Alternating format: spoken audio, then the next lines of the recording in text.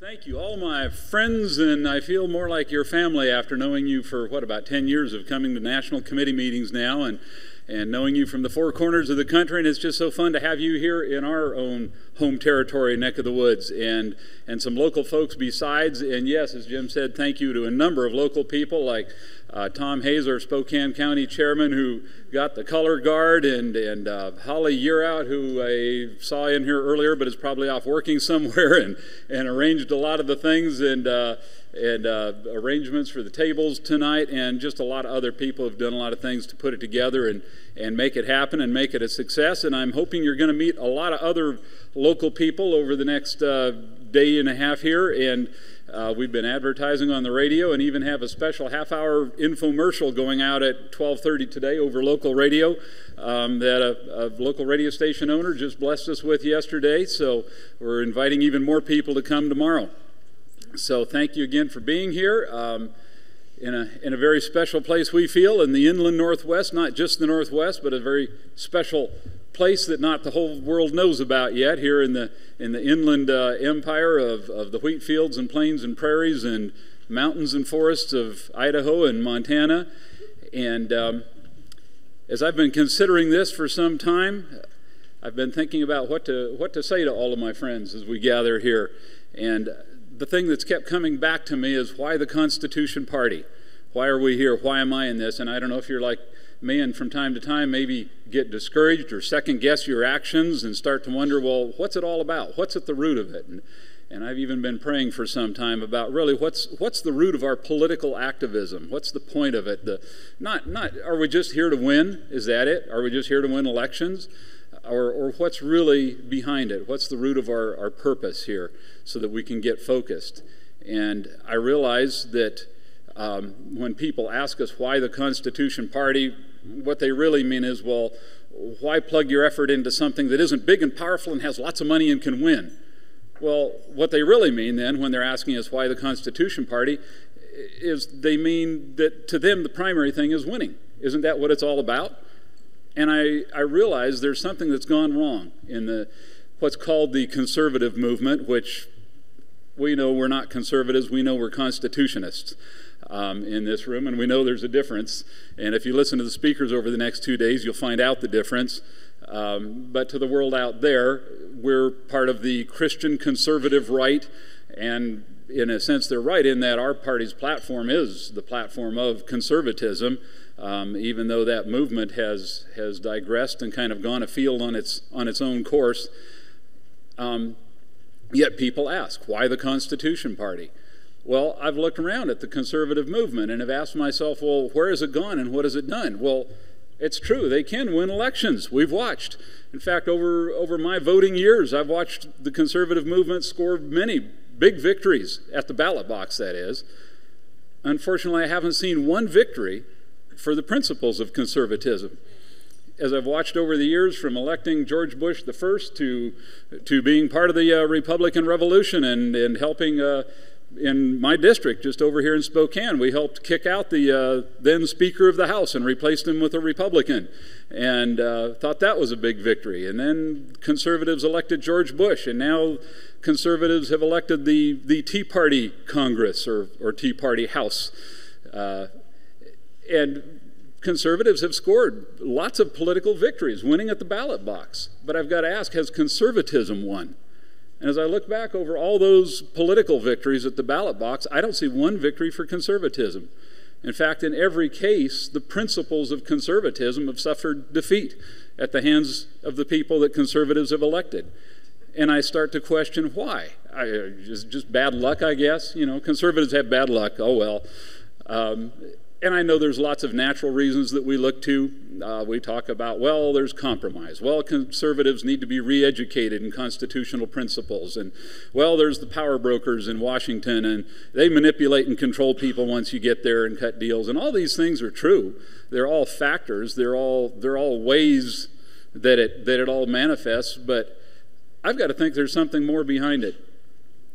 How can it be that a body of people making up what appears to me to be the majority of the population of a nation can have a stated system of values and beliefs and say this is conservatism, this is what we're for, and put their efforts together time and time again to elect people at the ballot box, get their hands on the political power, the reins of power to run a country.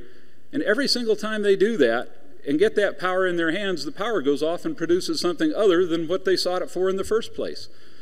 There's just something not right about this picture. It's more than just bad luck. I contend there's something more going on behind the scenes that conservatism has failed to stop and think about and address. You can't repeat the same thing over and over and get the same results and not catch on that there's some kind of law at work. In the natural realm, we repeat experiments in the laboratory, and boy, if it turns out the same every time, we realize we've discovered a law. There's laws of nature governing this. Well, there are laws governing other things. There are spiritual laws governing the whole universe and superintending over even the affairs of men. And we fail to realize you can't violate those laws over and over again and get away with it. You can't violate those laws and expect success. Yes, we can just go out and seek raw political power and get our hands on the power, but the power still fails to produce what we want. It's as though conservatives have gone out time and again and gotten the political power in their hands without the spiritual power of blessing on it that would enable it to produce the good fruit that they intended. And that doesn't mean there's wrong intentions. It means we've fallen into some traps along the way.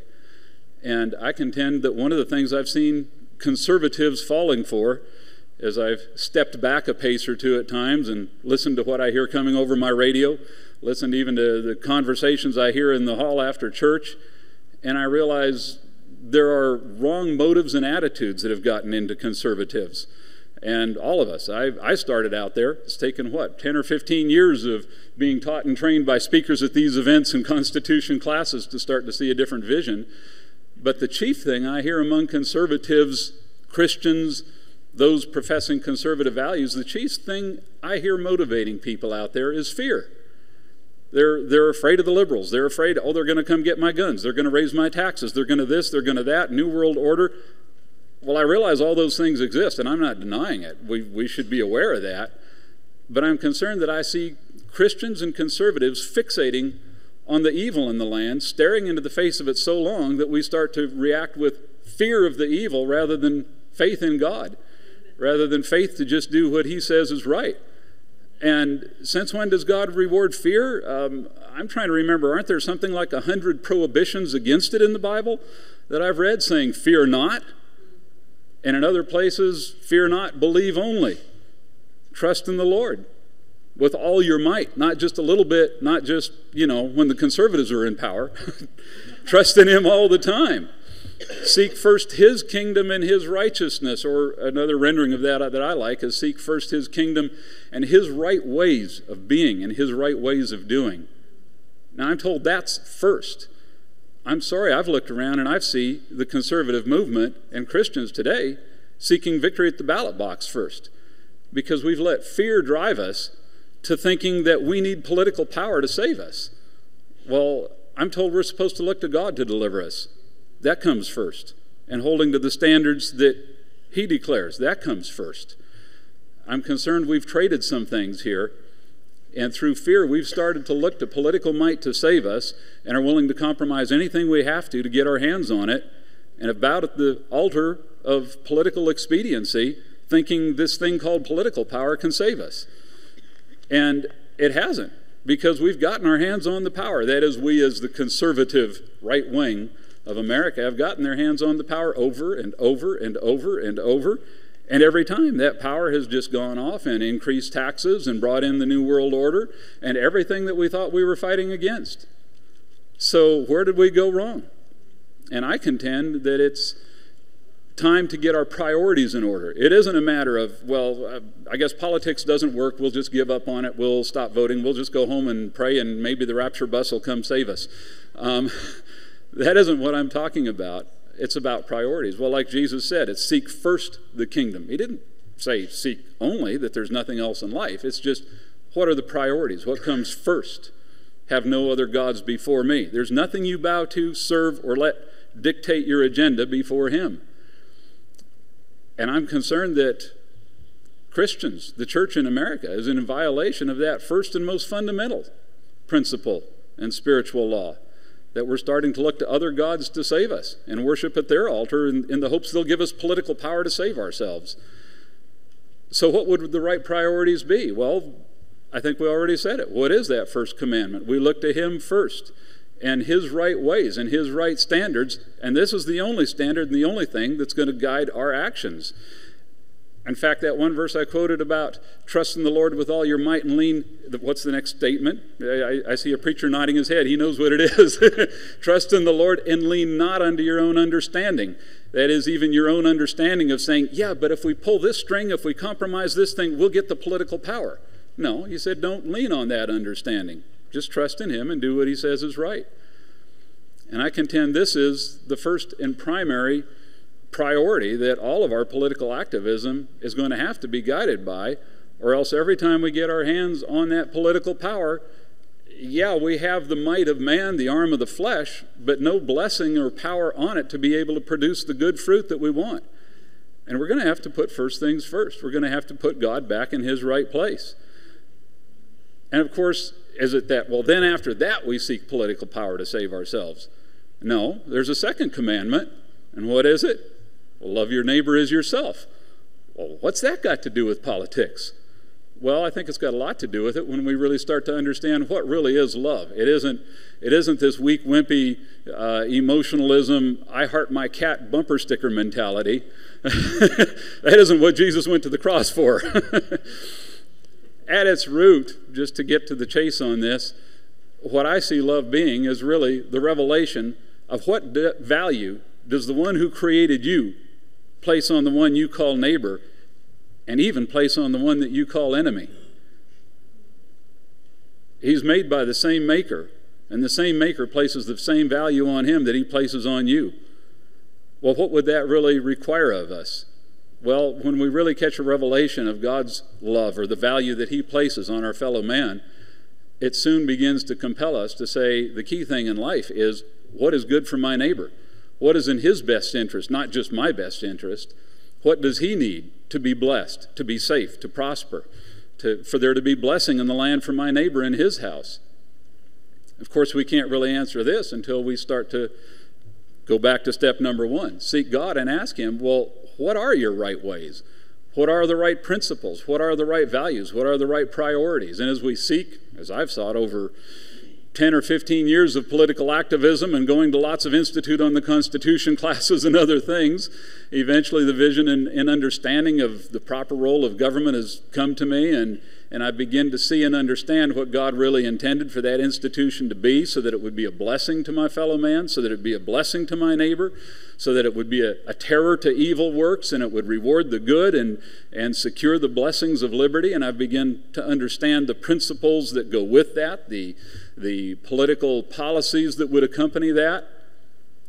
But then once you begin to see and understand these things, well, now all of a sudden commandment number 1 and number 2 start to kick in and say, now if you know what is best, if you know what is right and will bring blessing on the land, doesn't this commandment to love your neighbor, doesn't this commandment to love your fellow man, doesn't this commandment to honor God start to compel you to political action? In fact, it actually requires you now to go get in the face of political powers and might and governmental power and institutions and say, whoa, wait a minute. You're not free to just do what you want. There's one who made you. There's one who you answer to. And I'm going to get in your face, and I'm going to demand you bow your knee and fulfill the purpose that your rightful owner demands of you, and you're going to be a blessing to my neighbor. You're going to secure blessings of liberty for the land. You're going to be a terror to evil works. You're going to reward the good. Now it becomes time for political activism. So there is a right place for it. I'm just concerned that the church in America today has forgotten that right place, gotten our eyes off of it, gotten our eyes on the big bad liberals. From the conversations I hear after church, you'd think Nancy Pelosi is 15 feet tall and breathes fire. We're running in fear. We're running in fear and looking for some politician to save us. No, we're supposed to be running towards God in faith and saying, what are your standards? What do you prescribe so that you will be pleased with us, so that you will be pleased to endow our political endeavors with your power to bring forth a blessing and bring forth good fruit that will bless the inhabitants of the land. And I've come to realize this is really the right place for political activism. These are the priorities and principles that I'm determined to have my political activism guided by. And that brings me full circle back to, well, why the Constitution Party? Well, it isn't because I think the Constitution Party is so big and powerful that it can save me from the evil liberals and Democrats, but it's because as I look around in the land, there is really only a handful of organizations, political activities that really comport with these priorities and these values that I can plug myself into and work through without compromising these things. And of those few organizations, the Constitution Party is the only one fielding candidates for office. So, in my view, there is something higher than winning. There's something more important than winning at the ballot box. It's about standing for the right thing. Yes, I hope Constitution Party candidates win, but there's something more important. It's about raising up a standard and calling our fellow countrymen back to that standard so that they can be blessed. That's my reason for the Constitution Party. I hope it will be yours as well. And again, I thank you for being here, and I just look forward to spending the next 2 days all being encouraged together by people of like mind who can help set before us, I think, a right vision of where we need to be going and what this cause needs to be about. So thank you for being here. Thank you, Jim.